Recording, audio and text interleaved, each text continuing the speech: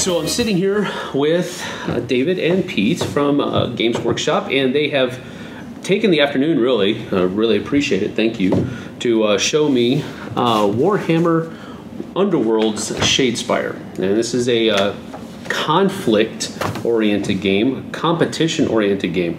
So first off, let's hear the, I guess you could say, the inspiration behind this. Where did the idea come from? And I guess the why of why make a game like this. So I think the first inspiration for it was the miniatures. Our extremely talented miniatures team made these fantastic models for the Age of Sigmar range, and they wanted to see how far they could push fit miniatures. And so they made these sets, and they were just going to be launched into the Age of Sigmar range. But then David and I got our eyes on them, and thought we could use them for something else. We've been talking a little bit about doing a game type that was a little bit different to what we normally do with Games Workshop, something a little bit more competitive focused, a little bit quicker to play. Right. And we had a look at these models, and they looked ideal for it. Yeah. So we got our heads together and came up with some initial ideas, and then David's gone ahead and written this amazing game. Yes, and the beaming parent over here, you're chomping at the bit. What have you poured into this? Each one of the miniatures, it always starts with the miniatures. Has got so much personality. The writing the rules for each warband sort of did itself, really. You'd look at one of these guys and go, okay, well, that axe is clearly going to at least half kill a storm dust when you hit them with it. So, like, I've been trying throughout to make sure that each warband's got their own personality. The Blood Reavers, they feel like Blood Reavers. If one of them runs up to a Liberator, then they're probably going to get knocked down. But like a group of them can take down the Liberators. The Liberators, just like, they're all solid gold heroes. Like they can tank it, they can dish it out. It's just been so much fun. The setting is also sort of developed alongside the game. So you've got this cursed city where everyone in it just keeps fighting and dying and coming back, and like obviously there's a nod there to the sort of way that people will be playing the game, right? As well as that actually being like this setting that we'll be developing in Age of Sigmar. Right. Yeah. Cool. So how long was the development of this? How long has this been in the making, I guess you could say? That's quite a good question. Sorry, a long time. It's probably about a year ago. Yeah. It's obviously not released for a little while yet that we started working on it. So from inception is about a year ago to what we have now. Yeah. Wow. Yeah, I think many games. I think that we really wanted to make this the game balanced all the way through all the different sets, and that meant that we had to spend a lot of time playing all the sets against each other, really making sure the deck building elements would work and wouldn't throw the game out with each set that came out. Yeah. So there's a so when you say sets, how many sets do you have? Oh, fishing. Several sets. Yeah. Several. Okay, I tried. Sorry. Yeah. All right. So and they've all been tested alongside each other. Like, so it's Warhammer Underworlds. Shadespire has been a thing, and there's the base set, and then who knows? So you've taken the Eternals against Blood Reavers umpteen million times. The Blood Reavers against the unnamed factions umpteen million times. So it's a lot of different games. Exactly. Right. Yeah. That's cool. That's really good. The models are amazing. You guys have really. I'm looking at the models. I'm looking for the seams, and I'm not seeing them. I'm looking where these push fits come into effect, and I really can't see. I would imagine it's somewhere around in this area. Just from what I've seen from some of your other models that are push fit, you usually try to hide the the seams along the shoulder pads and stuff like that, but I cannot see them, and that's just amazing. That's really neat. So yeah, and of course these guys are all, good luck. Good luck trying to find the seams on these things. I mean, really, it is an amazing job that they've done with the push fits. So, what's your favorite faction to play? Oh, that's a great question. I'd go with the Blood Reavers every time. So they, particularly when you first start playing, they feel like the underdogs. Yeah. They really do against the Liberators. But you start learning some sneaky tricks. You learn how to manipulate your opponent into putting their fighters where you want them. Right. How to make the best out of their unique character. They're Blood Reavers. They're devoted to Khorne, and Khorne cares not from where the blood flows. Yes. So there's all sorts of things you can do that wind up with not many of your fighters left on the table, and you're still actually in a really good place. And you still have a very good. I can attest to that. Yes. Yeah, because they're great fun to play. My Blood Reavers died very easily, and yet I almost still won. What about you, Pete? Yeah, I think my favourite ones are the Deathrattle set that are coming. The Deathrattle, okay. Yeah, I think they've got some really interesting mechanics. Again, having so many miniatures, but you can't use them all. It really challenges you to think about how you're going to spend those 4 activation points each turn to get the most out. Again, what are effectively pretty rubbish skeletons. Yeah. And trying to, especially fighting against something like the Liberators, where every model's a hero. You've really got to get 3 or 4 of them around them to bring them down. But yeah, they're a lot of fun. But that's thematic though, because there's skeletons clamoring around the board. Yeah, I mean, so and popping back up at the yeah. All right, cool. so Warhammer Underworlds Shadespire is a game of arena combat. These warbands are trapped in a cursed city where they have to just keep on fighting and dying and coming back and doing it all over again. It's a very quick game. You can play a game in 45 minutes easily, but once you know how to do it, you'll get a game done in 20 minutes. It's very tactical. You've got deck building elements, so you've got each warband comes with a deck of objective cards and a deck of power cards, which gives them upgrades and ploys that they can play during the game to make the fighters stronger, make them do exciting extra moves and things. Shall we show them how it all works? Sure. Yeah? Alright.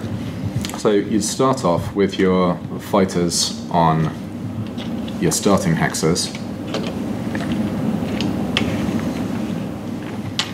And you take it in turns with your opponent to activate a fighter who's then going to move, attack, charge, go on guard, so they're harder to kill, that kind of thing. So if I was going to attack with Garrett Gourdbeard, then I might say I'm going to charge with him, move across the board, 3 hexes, and try and smack Oberyn in the face.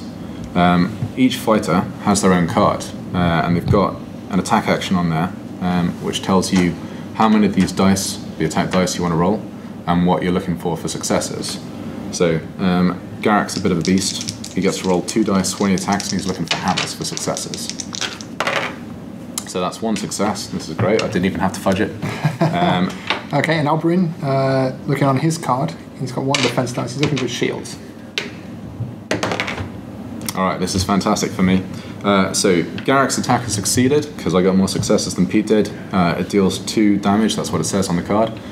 So I deal 2 damage. Pete takes 2 wound counters, puts them on Oberyn, and then the force of the attack means that I can drive Oberyn back, so I'll push him away like that. Okay, then it's Pete's turn to take an action. Okay, so I think we're going to charge in with Severin. 3. We'll do the same thing. Looking at my card, I've got 2 dice, looking for hammers as well. But you're rolling defense dice. I am. To mix it up. Yeah. All right. So this is really bad news for me because Pete has rolled a critical success as well as normal success. I get to roll 1 defense dice against this, but even if I rolled a success, that crit would smash straight through my guard. So as it is, things are not looking good for Garrick. He takes 3 damage. He takes 3 damage, which is almost enough to kill him. Those stormcasts hit pretty hard, and Pete can drive him back. That's right. All right. So after each player has taken an activation, there's a thing called the power step, and that's where you get to play all of your sneaky tricks. So after Pete had charged with Severin, he'd get a chance to say play a card which made him let him make another attack action, or move one of his fighters, move one of my fighters. There's all sorts of clever tricks that you can build into your decks to make sure that you're achieving your objectives. Speaking of which, once each player has taken 4 activations, you get to the end phase. It comes at the end of each round, and it's a chance to score your objectives, which could be hold objective 5, which you get just by standing a fighter on objective 5. It could be kill an enemy fighter, it could be kill an enemy leader. So in the end phase, you'd reveal one of those cards, you'd score that many glory points, and glory points is how you win the game. Whoever's got the most of those at the end of the game wins. That's right. It's always good to remember that you also get a glory point for killing your opponent's men. Yes, it is always good to kill your opponent's men. Yeah. So you play 3 rounds like that, where each player gets 4 activations, you have an end phase, and then after 3 rounds, that's it, end of the game. Whoever's got the most glory points wins. Yeah. Great. Simple as that. All right, great. So now, is this just a 2-player game, or can you incorporate more players into it? So it works up to 4 players. So if you've got a friend and they've got a base set as well, then you can put 4 boards together and play with 4 warbands on that. No problem. Yeah. Sounds like a headache. It's actually really exciting because there's just so much treachery and skullduggery going on. It's just a lot of fun. All right, good. Now, is it possible, even after your entire warband has been knocked out, is it still possible for you to win? Yeah, it is all about the glory points. So as long as you keep your eye on your objectives, even if your fighters are wiped out, there are still actually chances to score points even with no fights on the board. You kind of got enough of a lead in glory points before getting wiped out that even playing through those 3 rounds, your opponent doesn't have a chance to catch up. So it's not over until it's over. So how many cards come in the game to build your decks with? The Liberators and the Blood Reavers each come with their pre-built decks. So they each get an objective deck with 12 cards in it and a power deck with 20 cards in it. Now you also get a pack of extra cards. It's around 40, right? Yeah. A few dozen extra cards that you can, once you've played a few games, you can start switching those in and refining your tactics. Like going extra hitty with the Blood Reavers, or extra standing there and not dying with the Liberators. There's loads of different possible tactics. You can be aggressive, you can be defensive, you can be sneaky with any warband. So there's like no point totals or anything like that? No. So when you're choosing your warband, you just go, I'm taking the Liberators or the Blood Reavers, and that comes with set fighters. So the Blood Reavers will always be these 5 fighters, each with their own card, their own abilities, and you get upgrades which apply to specific fighters in the warband as well.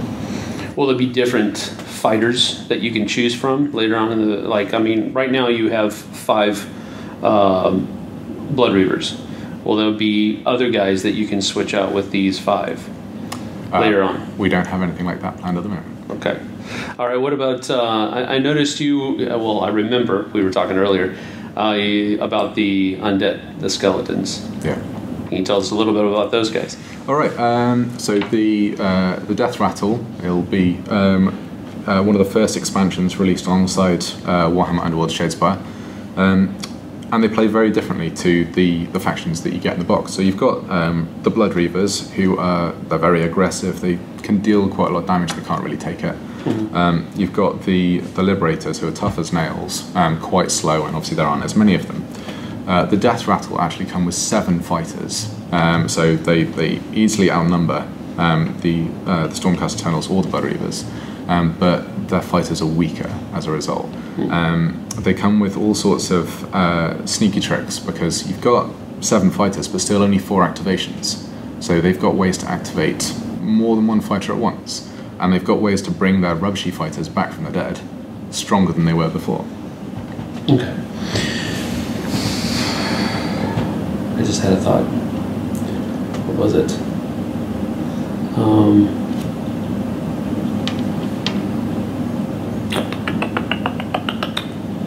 remember what it was.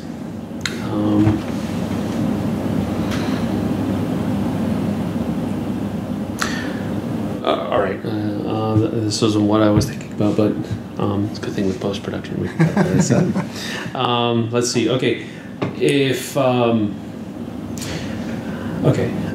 this is coming out later this year. Do you guys have a convention that you're shooting for? I know that you've said before Christmas, and that's about as far as you can say. Is that correct? Yes. Yeah. Without Andy here, right? Yeah. Okay. I think we'll definitely be bringing it to Gen Con and to the Nova Open later in the year, where you'll be able to play it. Okay. David and myself will be at the Nova Open as well, so you'll be able to demo it with David. With the designer, that's cool. There. Demo's also at Gen Con then, you said? Yeah, that's right, yeah. Okay. So both of those events, you'll be able to get your hands on it and have a go. Very cool. Very good. Okay, so in the base set, you're going to be getting 2 double-sided boards, right? And the Eternals and the Blood Reavers, and all of the stuff that they need for those two. Yeah. And then you've got the what were they called again? The Deathrattle. Deathrattle. I knew there was a rattle in there somewhere. The Deathrattle is an expansion that you're going to be coming out with pretty soon after the initial release, but not coupled with. No, it's not immediate, but it's very, very soon after. Very soon after that. Yeah. Have you got anybody else in the pipe? Any other factions that you're thinking about adding? We absolutely do. Yeah. There'll be regular faction updates for Shadespire over the year. So that's another Andy question. Yeah. Okay, got it. All right, that's cool. All right. Those expansions also, they should be exciting to anyone who's got the game, because you don't just get, like in the Deathrattle expansion, you don't just get the Deathrattle fighters, their fighter cards, and their objectives and power cards. You also get a set of universal cards in there that any warband can use. So each expansion gives you more options, more deck building. And those generic cards will be different than the ones you already have in the base. That's right, yeah. So each set contains unique cards. Like all the cards in it are unique to that set. That's interesting. That's very cool.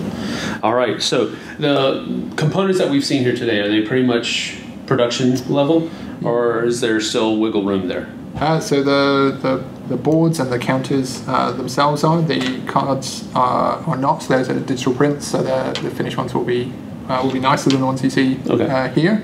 The miniatures are the plastics. They obviously won't come painted, but they are all push fit and coloured plastic in all the sets going forward. So Blood Reavers will be red. That's right. Eternals will be blue.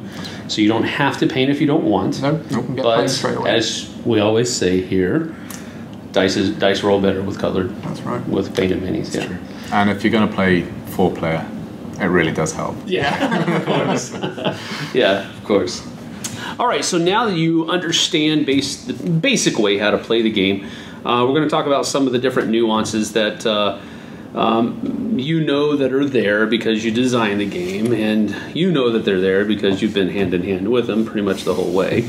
So what are some of the things that, for example, if a Blood Reaver army wants to make sure that they are winning, what are some of the things that they have to do?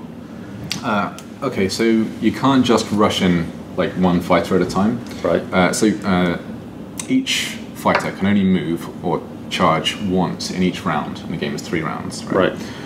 So you can't just charge in with one guy on his own against 3 liberators, maybe get an attack in, great, but then he's killed. Mm-hmm. There's still 3 of them. There's now only 4 of you. You can't keep feeding them piecemeal to the Stormcast Eternals.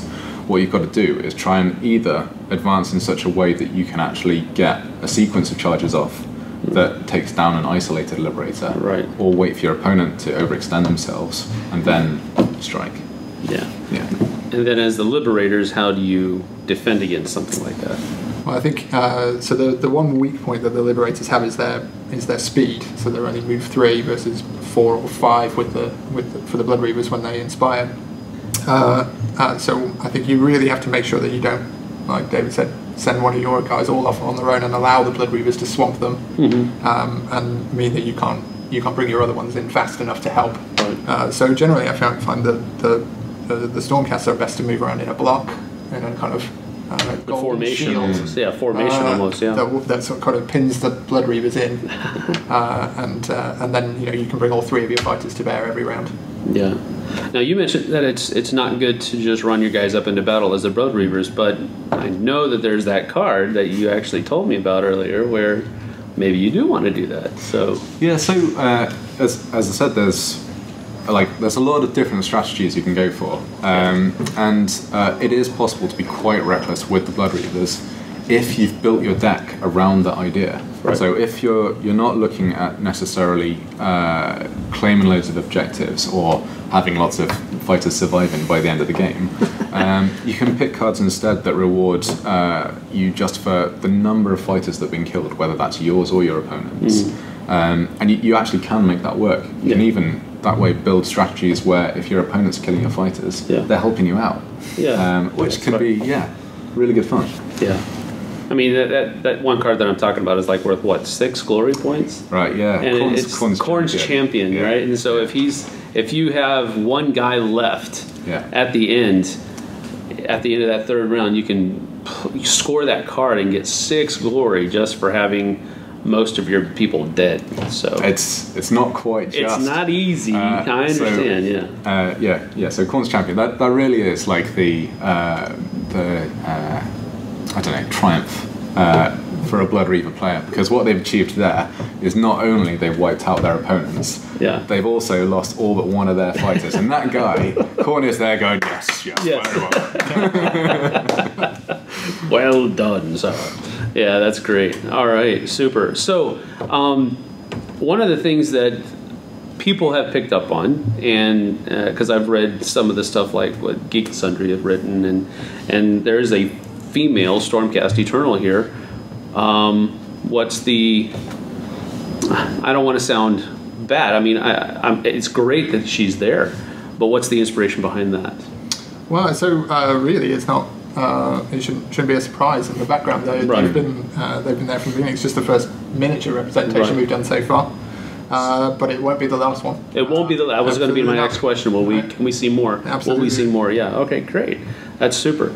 All right. Well, I'll tell you my experience with the game. I've played both the Blood Reavers and the Liberators. I did horribly on both sides, mainly because dice hate me, and you all know this.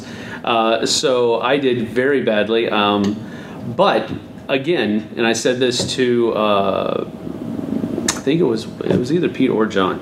One of my opponents. It doesn't matter. If how you win. Did you have fun playing it? And that's the thing. I lost horribly both times, and I really had a great time. Really had a great time playing it. It is fun, and it is different than anything you guys have put out yet. And so I like that as well. That you guys are taking strides in different directions. You're kind of breaking the mold, I guess you could say, because you really do have. I mean, your miniatures are pretty much your bread and butter, and you could pretty much ride that wave, but you're pushing the envelope a little bit, so that's really cool. I really enjoy it. So you said Nova and Gen Con are the next 2 dates that you can possibly demo this. All right, so look up those 2 conventions. Gen Con should not be too hard to find. Where is Nova? I've not heard of that one before. Washington. It's in Washington. Okay. So Washington, D.C. Okay. Washington, D.C. And when are the dates for that one? It's like the week after Gen Con. It's the week after Gen Con. Or at least very soon, end of August. Okay, end of August. Okay. And then Gen Con, of course, you know where that is, in Indy. So come on out. Come see these guys. And now you'll be at Nova. Will you guys be at Gen Con as well? Not us two, unfortunately. Not us two. Okay. But Jez and Phil Kelly from our studio will be heading to Gen Con. Be there, and they're capable as well. That's great. Competitive. Yeah. Fiercely competitive. All right. One more thing. Now, you guys have you're gearing this for competitive play, I guess tournament play as well, and all that kind of stuff. Can you tell us a little bit about that before we head out? So there will be an organised play system launched around the same time that the game is launched. Exactly what the details of that are TBD, but it will be announced at the same time as the game goes out. Packs will be sent out to game stores, I guess, as well for that. Yeah, it's normal organized play rollout. Okay. Well, great. Well, that is it. Thank you, David and Pete. Appreciate it. See you guys on the flip side.